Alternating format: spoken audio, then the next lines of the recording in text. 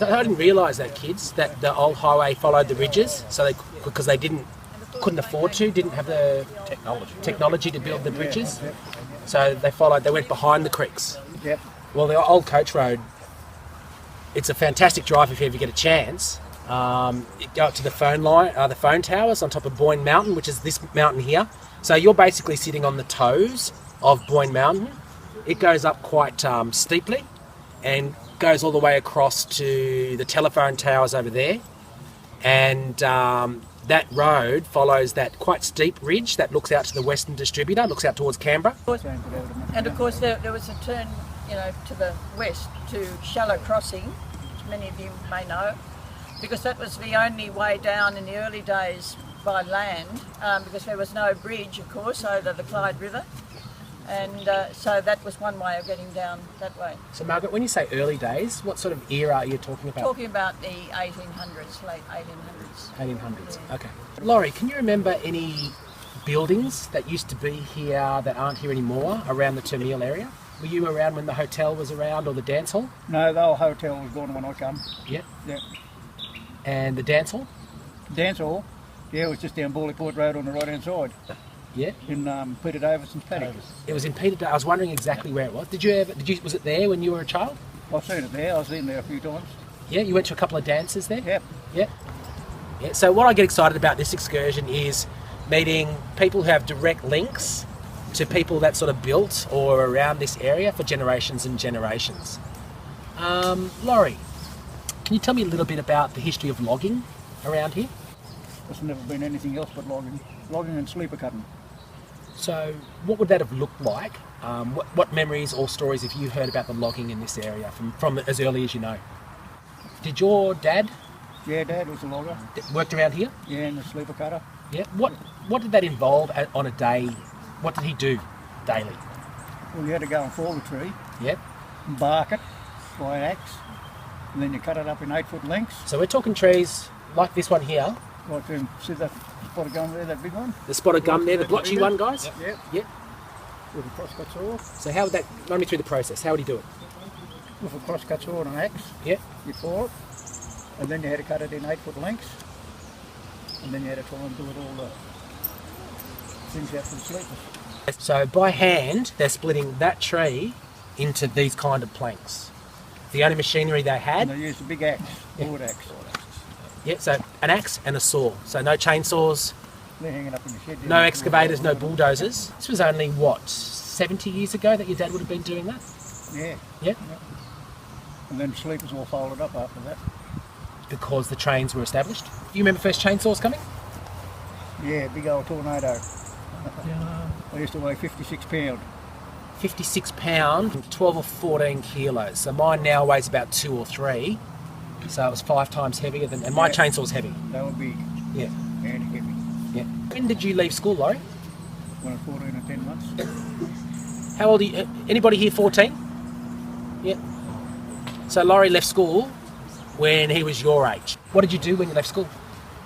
Worked with our man, cutting mine timber, Mine timber. pit props. Yep. Yep. So thanks boys. How long would it take to get that tree dropped and put into planks? How long would it take to put him down? Yeah, and to cut him up? I don't know what the crosscut saw took a fair while to get him down. What, half a day, 2 days? No. An Hour or two. Eh? Hour or so. An hour to drop it, Yep. and then how long to process it? Then you had that might take you 2 or 3 days. 2 or 3 days. Yep. Every time you cut it in lengths, bark it, and then billeted it all out and then squared it. How long would it take Alan to do at the sawmill now? A few minutes. A few minutes. Now, that's a massive change, isn't it? I just want you to think about that. So dropping, I guess 3 or 4 tons of wood up to that first limb. I guess you didn't use much of the rest? Yeah, use as much as you could. Yeah. So it took them half an hour to drop it, days to cut it up. The sawmill down the road, which is an old sawmill now, would do that in minutes. How many people does Alan employ?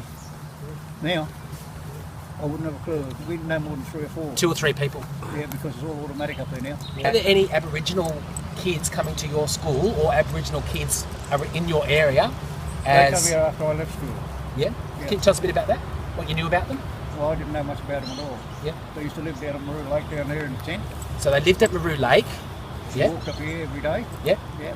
Which is 5 or 6 kilometres walk. Yeah. They lived in a tent. Yeah, in a tent. And I think you said one time they came up and traded fish or something? They used to come up, the old girl used to come up and trade fish for eggs and vegetables. Yeah, right. Yeah, in the bush. Do you know where her tent was? Was it right down next to the ocean, or was Right it down near the lake. Yeah, where There's Sunny. a bit of a clearing down there. Yeah, right on that kind of arm of the Yep. lake. Yeah, it's a really beautiful flat section camping there.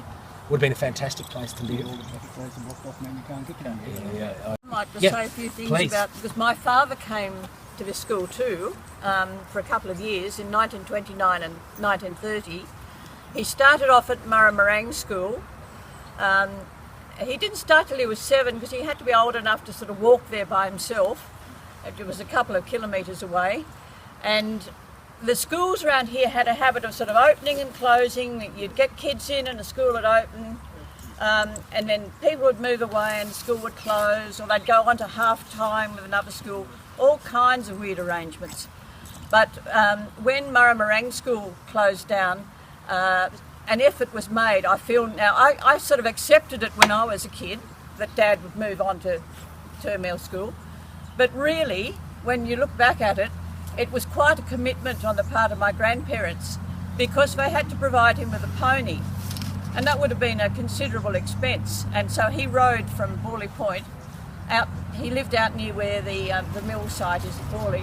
He rode out here every day on his pony, called Titch, and there were a couple of other kids who rode horses into school too. As part of all this procedure, Dad would ride his pony through Willinga Lake, because there was no bridge in those days, and quite often he'd have to pick up bread and meat and stuff that was delivered. So you're talking 1920s, 1930s? Yeah. Yeah. So that road to Borley Point that we're going to go on today would have been dirt? Oh yes, Oh, yeah, definitely. all the- Yeah. Yep. All dirt? It wasn't sealed until well in the 1960s. What's the fire you remember, Laurie? I was one that come through from out there and it burnt the sawmill down and burnt Flat Rock out, Yeah. and it went right through the sea. I was about, I think, 12 or 13 then. And where were you living then? Over the back over there. Over the back? Yeah. So you would have been saved by big paddocks? Yeah, by the paddocks we were safe, yeah. So it just went over the top of you? Yeah, oh, yeah, went right through. Do you remember being Edge terrified? roads and everything. Was it terrifying? Oh, it was a bit. Yeah. Yeah. For nearly 100 years, my father and his family moved here in 1918 when he was just about 1 year old, and they lived, see where all that vegetation is? That was the site of their house. It was the nearest one to the mill. Turn around, you can see the footings of the mill, the pillars just behind you, and where we came up from the beach, just up between us and the houses, was one of those flat areas where the tram line came along. So it would come along here and drop the timber, and it would all be cut up at the mill, and then it would be loaded onto the ships which moored off here. In the 1890s, they were wooden sailing ships.